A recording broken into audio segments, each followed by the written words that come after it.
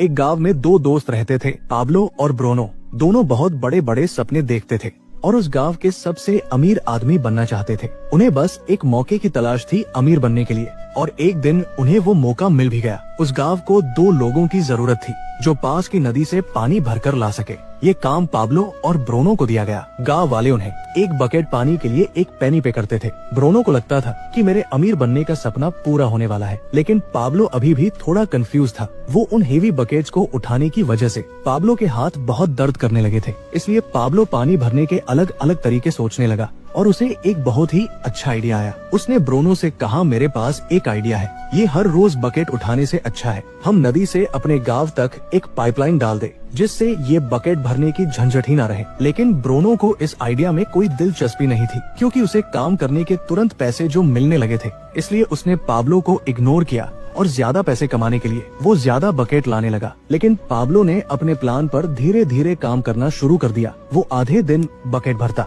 और बाकी के टाइम पाइपलाइन बनाता। उसे पता था ये काम बहुत मुश्किल होगा और पाइपलाइन बनाने में 1 से 2 साल लग सकते हैं, लेकिन उसे अपने आइडिया पर भरोसा था। इसलिए उसने पाइपलाइन के लिए काम जारी रखा। कुछ महीने बाद ब्रूनो और गांव वालों ने उस पर हंसना शुरू कर दिया, क्योंकि 1-2 महीने में उसका कुछ खास काम नहीं हुआ था। इसलिए गांव वाले उसे पाब्लो द पाइपलाइन मैन कहकर उसका मजाक उड़ाते थे। और दूसरी तरफ बकेट भरने वाले ब्रूनो की इनकम डबल हो चुकी थी। वो एक बड़ा घर खरीद चुका था, उसकी लाइफस्टाइल बदल चुकी थी। ब्रूनो जब वीकेंड्स पर मजे करता तब भी पाब्लो पाइपलाइन के लिए खुदाई का काम करता था। और कुछ ही महीने बाद पाब्लो की आधी पाइपलाइन बन चुकी थी, जिसकी वजह से उसे पानी भरने के लिए अब आधे रास्ते तक ही आना पड़ता था। इससे उसका काफी टाइम बचने लगा और वो पाइपलाइन बनाने में ज्यादा टाइम देने लगा। इधर कुछ महीनों बाद ब्रूनो को रियलाइज हुआ कि रोजाना इतनी बकेट उठाने से उसका शरीर अब पूरी तरह से थक चुका था। अब वो पहले जितना पानी नहीं ला सकता था, जिसकी वजह से वो बहुत परेशान रहने लगा। और इस तरह महीने गुजरते गए, पर पाब्लो ने अपनी पाइपलाइन पर काम जारी रखा